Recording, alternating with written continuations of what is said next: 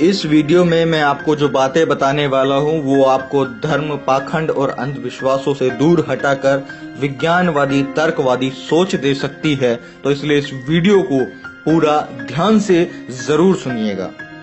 आपने देखा होगा कि कै, खे, गे, गे, डे, डे, चे, चे, जे, डे, टे, टे, टे, डे, डे, टे, टे, टे, टे, ये जितने भी अक्षर हैं, ये जितने भी ये लेटर्स हैं, ये जितने भी अक्षर आप स्क्रीन पर देख रहे हैं, ये सब इंसान ने बनाए हैं।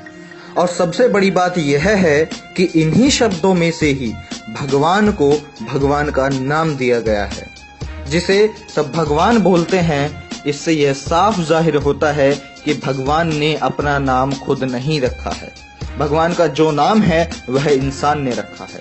यहाँ तक कि भगवान धरती फाड़कर नहीं निकलते हैं, उनकी मूर्ति को भी इंसान ने ही बनाया है। भगवान नाम भी दिया है, जो भी किया है सब इंसान ने किया है। तो भगवान ने क्या किया है? कौन है भगवान? भगवान को हम कैसे माने कि यह भगवान है? क्योंकि भगवान को बनाने वाले और भगवान को नाम देने वाले तो हम इंसान ही हैं। भगवान ने कुछ खुद से नहीं किया, जो किया इंसान ने किया। विज्ञान भगवान को नहीं मानता, क्योंकि भगवान ने ऐसा कुछ किया ही नहीं है जिससे हम उसे माने कि वो भगवान है। देश भर में बहुत सारे मंदिर हैं, वहां पर हर एक तरह के लोग आते हैं दूर दूर से दर्शन करने के लिए, और अपनी इच्छा अनुसार 50, 100, 200, 500, 1000, 10,000 चढ़ाकर कहते हैं मैंने इतना दान किया, मैंने उतना दान किया। लेकिन एक बात आप सोच करके देखिए, क्या भगवान के नाम पर चढ़ाई गई रकम भगवान की जेब में जाती है? क्या भगवान ने कभी आपसे कहा कि आप मेरे मंदिर में आइए? क्या भगवान ने आपसे कभी पैसे मांगे? क्या भगवान ने कभी आपसे कहा कि मेरी पूजा करने के लिए आप सिर्फ मंदिर में आइए? क्या भगवान ने कहा मेरे लिए अगरबत्ती लेकर आना? क्या मेरे लिए फूल लेकर के आना? मेरे लिए पैसे लेकर के आना? मुझे पैसे की जरूरत है। मैं आपसे ही पूछ रहा हूँ, आप जो आप वीडियो देख रहे हैं ना, मैं आपसे ही पूछ रहा हूँ, क्या भगवान ने कभी किसी से ऐसी बातें की हैं? क्या भगवान आज तक किसी से कुछ मांगा है? कहाँ सुना है आपने? कहीं देखा है आज तक? बहुत सारे लोग बोलते हैं मैंने मन्नत मांगी थी, मेरी मन्नत पूरी हो गई, यह काम हो गया, मेरा वह काम हो गया, मेरी यह मन्नत पूरी हो गई, मेरा वो काम हो गया। लेकिन मैं आपसे पूछता हूँ, जो आपका काम हो गया, क्या भगवान खुद आकर के किया? मैं आपसे पूछना चाहता हूं, अपने दिमाग और दिल पर हाथ रखकर मुझे बताइए कि जो काम आपका हुआ है, क्या भगवान ने या खुदा ने खुद आकर के किया है, या फिर तुम्हारी मेहनत और तुम्हारी लगन से पूरा हुआ है, या फिर तुम्हारी कठिन परिश्रम से तुम्हारा काम पूरा हुआ है? भाइयों, दुनिया बहुत आगे निकल गई है। अब मन से, अपने अंदर से भगवान नाम का जो डर है उसे निकालो। बस बहुत हो गया। ब्राह्मणों की झूठी तस्वीर को मिटाओ, जो सिर्फ उन्होंने अपने स्वार्थ के लिए बनाई है। इस बात को पॉइंट आउट कीजिए, जो सिर्फ उन्होंने अपने निजी स्वार्थ के लिए बनाई है। मैं आप सभी लोगों से कहना चाहता हूँ, मेरे सभी साथियों से कहना चाहता हूँ कि अंधविश्वास भगाओ, अपने आप को बचाओ।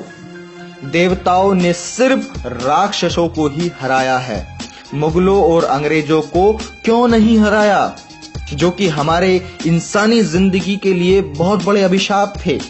महिषासुर को मारकर दुर्गा देवी कहलाई, और बलात्कारियों को मारने वाली फूलन देवी डाकू क्यों कहलाई? पहले तो धड़ाधड़ अवतार जन्म लेते थे, शिक्षा का युग आते ही अवतारों की नसबंदी क्यों हो गई?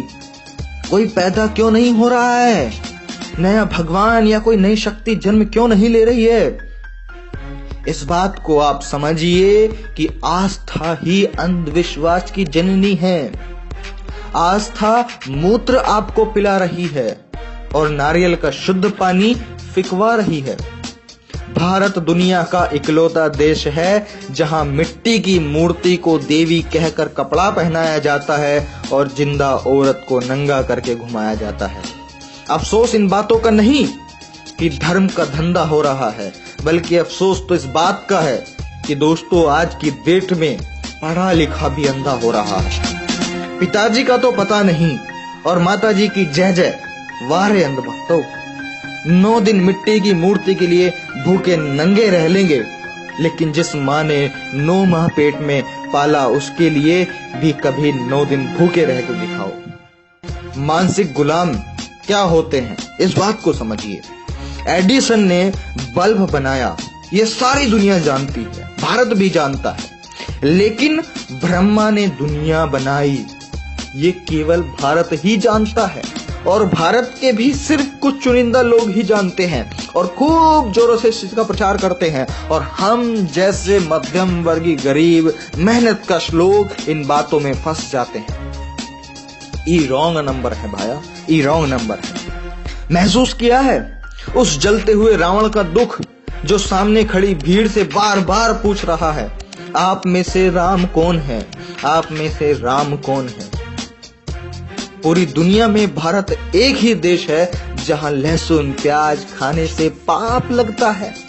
पाप एक सब्जी को खाने में, दलाली रिश्वत हराम की कमाई खाने से पाप नहीं लगता, लेकिन लहसुन प्याज खाने से पाप लगता है।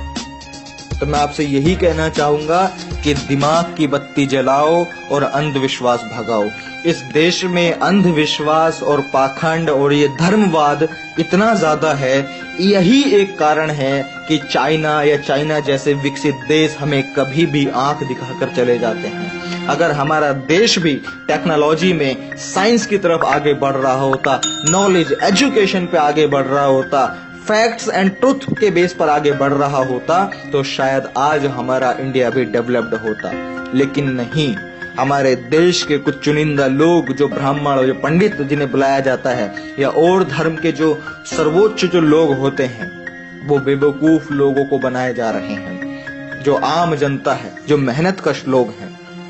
तो मैं बस लास्ट में इतनी बात कहूंगा कि अपने दिमाग की बत्ती जलाओ, सोच विचार करो और अंधविश्वास और पाखंड इस देश से मिटाओ, ताकि ये देश अंधविश्वास पाखंडवाद मुक्त भारत बन सके और ये देश विकासशील देश बन सके और या विकसित देश बन सके। तो मैं प्रशांत बोध अपनी इन्हीं बातों के साथ इस वीडियो का खत्म करता हूं। अगर इस वीडियो की बातें आपको समझ में आई हों और आपको सही लगी हों, तो इस वीडियो को अपने हर व्हाट्सएप ग्रुप में हर एक कांटेक्ट के साथ में जरूर शेयर कीजिएगा, ताकि उनके दिमाग की भी बत्ती जल सके और वो भी पाखंडवाद अंधविश्वास से मुक्त हो सकें। तो ठीक है साथियों, मैं प्रशांत बोध मिलता हूं आपसे अगली वीडियो में किसी और जबरदस्त टॉपिक के साथ में। तब तक आप इस वीडियो को शेयर करते रहिए। धन्यवाद। ये कुछ जरूरी वीडियो है, इनको देखने के लिए डिस्क्रिप्शन में लिंक पर क्लिक करके भी आप देख सकते हैं। लेकिन अगर आप इस वीडियो को फेसबुक पे देख रहे हैं तो यूट्यूब पे सर्च कीजिए प्रशांत बोध और चैनल पे क्लिक करके आप इन वीडियोस को देख सकते हैं। चाइना ने आपको आपकी औकात में दिखाई है। हमने कौन सा साला चाइना को कुछ ले दे थोड़ी रखा है कि हमको उसी का चलाना है। मैं ये कह रहा हूँ कि रेंट बाहर आ जाएगी इंडिया वालों की। मंदिर वही बनेगा, मस्जिद वही बनेगा, हमारा धर्म सर्वप्रथम है, ये देश हिंदू राष्ट्र बनेगा। 100-200 चुटिया वाले ब्राह्मण होंगे जो हराम की बैठ के खाएंगे। ये मंदिर मस्जिद और भगवान ये सिर्फ एक धंधा है, एक व्यापार है। अगर मंदिरों में या भगवानों के नाम पर लोगों के बीच में आस्था होती, श्रद्धा होती, तो यहाँ पर फायदे और नुकसान वाली बात ही नहीं आती। लेकिन जो ये खबरें, जो न्यूज आप देख रहे हैं कि इस मंदिर को हुआ 400 करोड़ का नुकसान, इस मंदिर को हुआ इतने करोड़ों का नुकसान, तो इस बात से आपको समझना ही पड़ेगा। मानने ना मानने की बात नहीं कर रहा हूं मैं, आपको मानना पड़ेगा, समझना पड़ेगा कि मंदिर और ये भगवान ये सिर्फ एक व्यापार है जो कुछ चंद लोगों ने इसको चलाया हुआ है अपने निजी फायदे के लिए। या फिर इस तरह के किसी भी बच्चे को धर्म या फिर किसी ब्राह्मण या पुजारी के पास में लेके जाएं या भगवान के पास में लेके जाएं, तो वो भगवान क्या इस बच्चे को ठीक बना सकता